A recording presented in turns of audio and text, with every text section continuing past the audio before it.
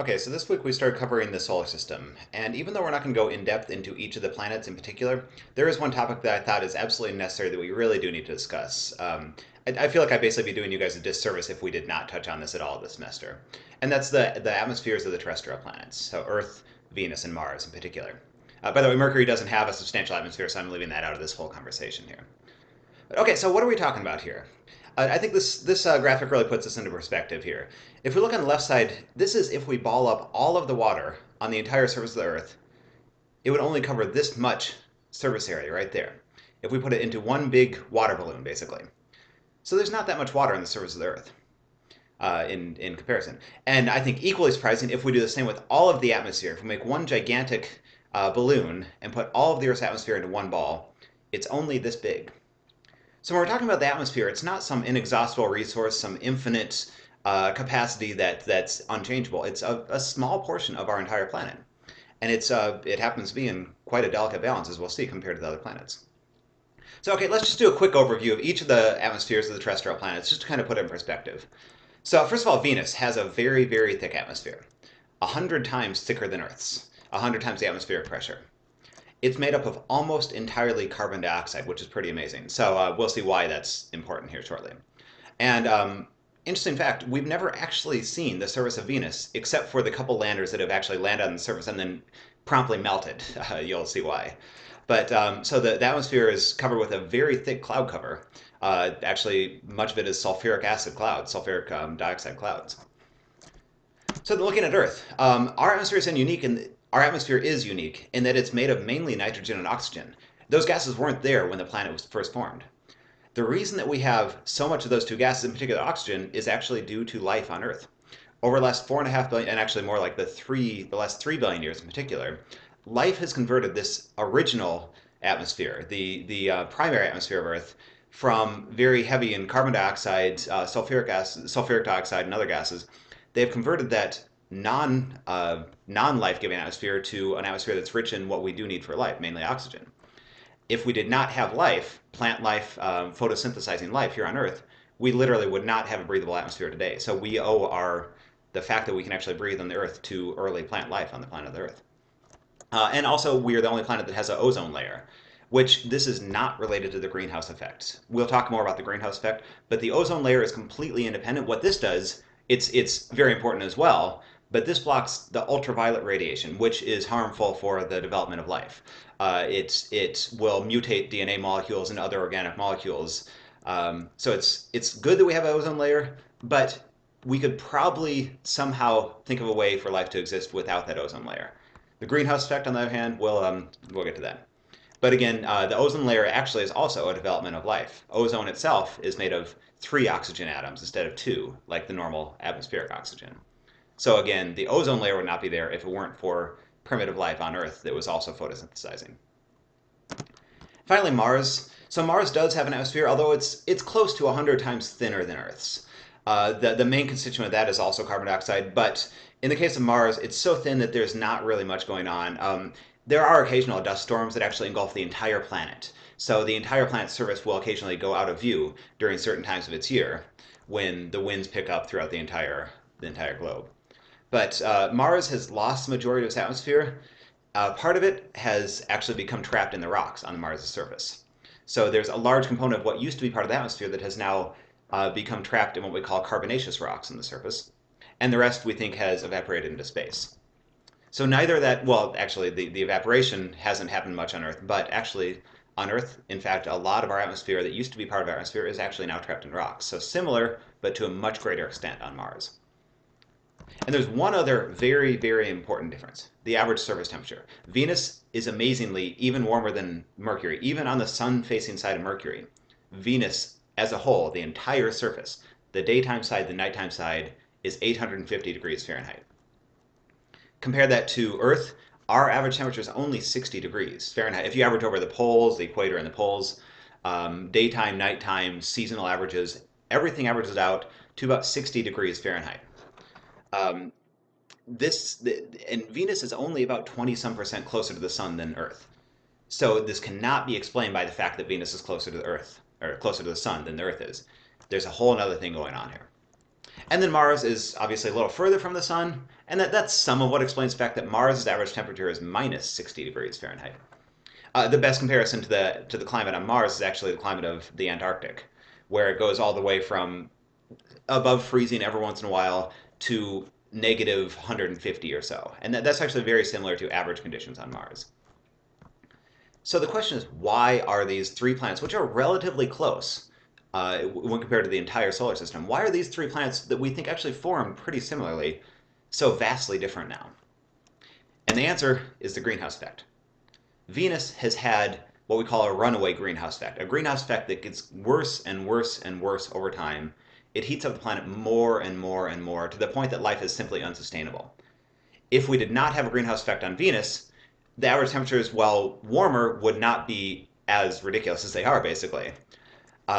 Earth has, as you've probably heard about, it has a greenhouse effect. And actually, this greenhouse effect is in very delicate balance. It provides just enough that we need for life, but not so much that it makes life difficult as it is on Venus. Now on Mars, Mars has a very, very minimal greenhouse effect, but in this case, we think that the greenhouse effect on Mars used to be more substantial than it is today. And we actually consider Mars to have what we call a runaway refrigerator effect, where over time Mars is warming, the warmth of the planet has basically gone down because less and less of a greenhouse effect to essentially blanket the planet. So really this is the key difference between the atmospheres and the climate on these three planets. And you see there's three very different results based simply on how the atmospheres have evolved over time. So I think it's important to actually go through exactly what is the greenhouse effect. Now this is one of the single most misunderstood or misinterpreted or simply just falsified science in all of science. And it's actually very simple. It's not that difficult. It's not rocket science. I actually know some rocket science. It is not rocket science. So let's go through this. So first, we're getting our energy from the sun. The sunlight hits the planet at the surface. Obviously, if you sit in the sun long enough in the afternoon, you're going to get warm. And that's exactly what happens to the planet's surface. As the sunlight hits the surface absorbs the majority of the light. Not all of it. Some of it actually bounces back. But the surface absorbs most of the sunlight from the sun, and it warms it up. So here's a main key point.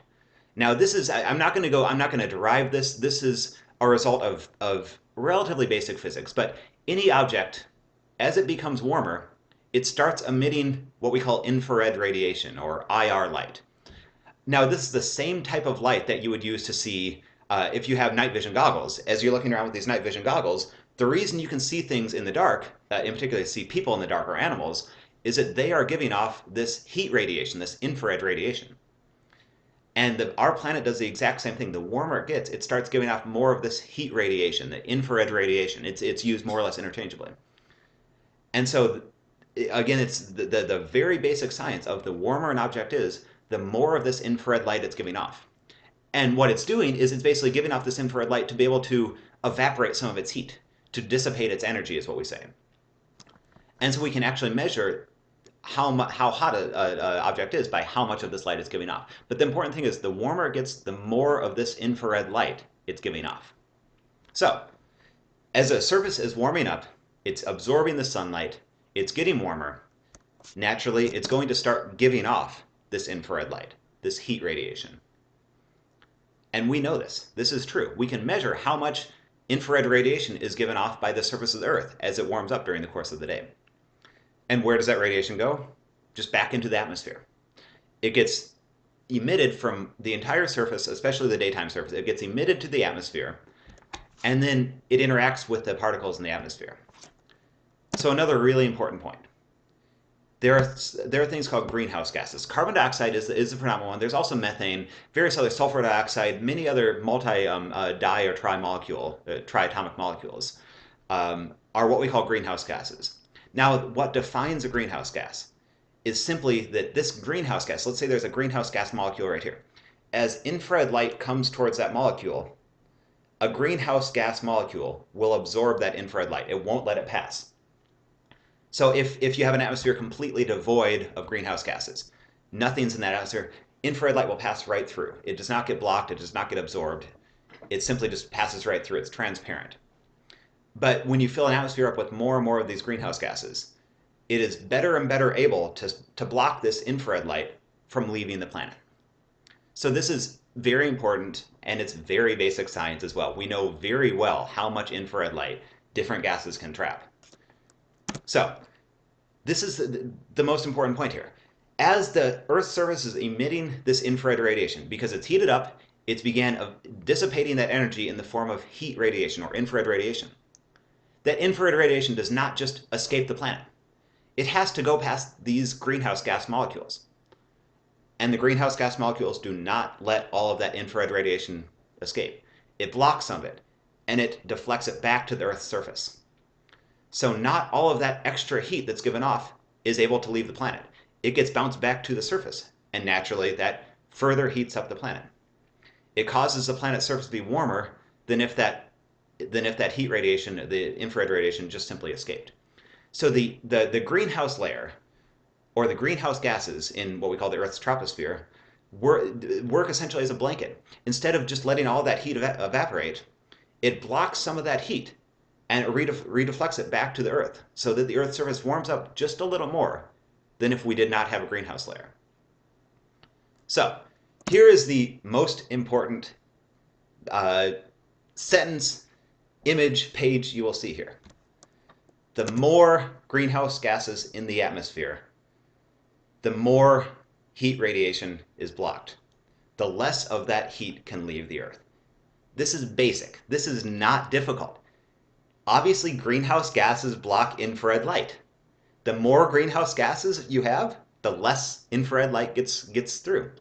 This, like I say, it's not rocket science. This is literally second grade stuff here. You can understand this if you understand that greenhouse gases block infrared radiation from leaving the planet. This is very well understood. So the problem is in interpreting what we should do about this and what's going on right now. So I feel like I'm dumbing this down, but it really is this simple, that the more greenhouse gases we have in the atmosphere, the more of this heat cannot leave the planet. So I will make a link to this on the webpage, but this kind of encapsulates this whole thing here. And again, just going through it, the sun heats up the planet. Now, not all of that light can get through the atmosphere. Some of it is immediately bounced away. But what does pass through the atmosphere hits the planet, and it warms up the planet. Now, as that planet gets warm, it starts emitting infrared light.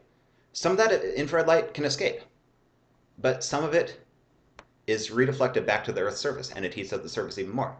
And then the Earth's surface re-emits that infrared light after it warms up a little more, and some of that escapes. Some of it is redirected back to the surface. So it's kind of this continuous cycle. And the fact is, this has been in very good balance for the last however many thousands of years. And this is really important. This has allowed for life to happen on Earth. So is the greenhouse effect a good thing? On Earth, if we did not have the greenhouse effect, the average temperature planet-wide would be 0 degrees Fahrenheit, below freezing, a good deal below freezing. So I would argue that the greenhouse effect has actually allowed for life to develop on Earth. If we did not have a greenhouse effect, if we weren't trapping some of this extra radiation, the planet would literally be frozen over. There would not be liquid oceans. There would not be hospitable environments for life to have formed in the first place. So I think it's very easy to argue that actually this greenhouse effect, which we hear in the news seems to be a bad thing, but this greenhouse effect is in fact vital for life to have developed in the first place on Earth. But let's look at Venus. On Venus, the greenhouse effect has gone so far overboard that now it's likely that this prevented life from ever forming in the first place, that the greenhouse effect became so strong before life was, the basic building blocks of life may have even been able to develop, that the greenhouse effect on Venus, because it's gone so far overboard, is in fact preventing life from forming. Now, if we look on the other hand, Mars, if we were to look at a plan to colonize Mars and to basically create a livable environment on Mars, one of the very first things we'd have to look at is how do we increase the heat retention in the atmosphere? Obviously, we can't live on an environment that's similar to Antarctica. But one of the strong proposals, if we look at, let's say, a 1,000-year plan or a 3,000-year plan, which is fairly short on geological timescales, but one of the very first things we'd have to do is to start basically pouring CO2 into the atmosphere so that we can trap more of the sun's heat and bring up that overall surface temperature on Mars to something that would be hospitable for us. So on Mars, a greenhouse effect would actually be a very, very good thing if we're talking about conditions for life. So obviously this has a huge effect planet-wide, and it's not a good or a bad thing. It's dependent on where you're starting from. So the question now is, what's happening to it right now on Earth? And so this I'm going to leave for the second video here.